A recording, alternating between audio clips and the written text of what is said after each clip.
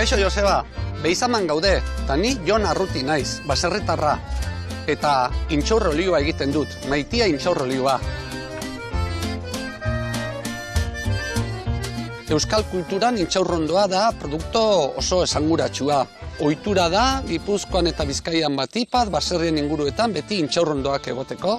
Orain dela 10 urte edo, joan nintzen Frantziara, ni baserritarra naiz, haragitako behiak dauzkat eta limusin arrazakoak.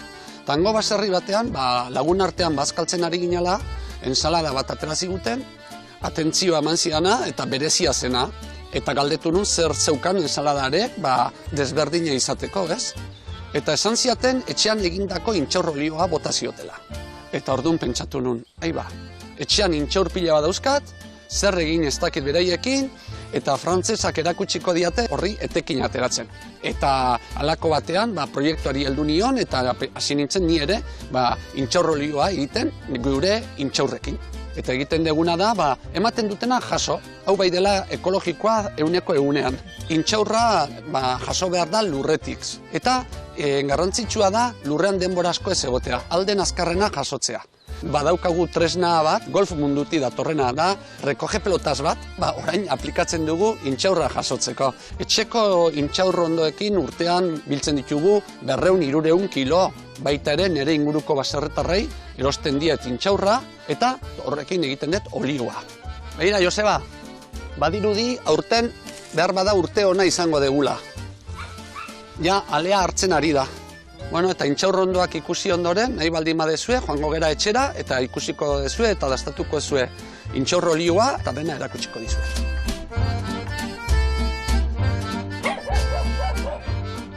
Sukaldatzen hasi baino lehenago, esplikatuko dizuet nola egiten duten intxaur olioa. Esan behar dut, Espainiako araudiak ez ditela uzten hemen egiten olioa, eta orduan egin behar izaten dut intxaurrak hemendik hartu, eta Dordoinara, Perigorrera joaten naiz, eta han egiten didate nik nahi dedan bezala olioa. Joseba, ikusteko, erakutsiko dizuet, bideo bat, nun ikusten dan, nola egiten duten ere intxaur olioa. Harri errotarekin zapaldu egiten dan intxaurra, aletuta gero, irin bihurtzen denean, bero puntu bat ematera pasatzen dute, eta prensara joaten da, eta prensan ikusiko dezue nola zukua hartetzen dion poliki-poliki. Gero dekantatzen uzten da, eta hilabete ondoren san genezake daukagula olioa garbi-garbia. Bi formato desberdin dauzkat, formato txiki bat, oparietarako eta gero konsumorako beste formato bat handiagoa. Orain, ensalada bat egingo dugu, intxaur olioarekin, denak gustora jan dezaten. Intxaur olioak erabili behar da hotzean. Berotzen baldin badegu, bere propiedadeak galdu egiten ditu. Hortaz, ensaladarekin, arrozarekin, goizean gozaltzeko ere baita ere oso egokia da. Eta osasunarentzat oso ona da. Kolesterola ekilibratzeko balio du. Komunera joteko arazoak baldin badituzu ere lagungarria da. Eta gaur egun medikuk eta denak rekomendatzen ari dira egunero intxaurra jan behar direla. Salmenta normalean egiten dugu denda txikietan, gehien bat Gipuzkoan, Bizkaian ere bai zerbait eta Araban inunez oraindikan. Baina, poliki-poliki, zabaltzen joaten geran. Ja, prestatuta daukat, behira ze itxura egarra daukan.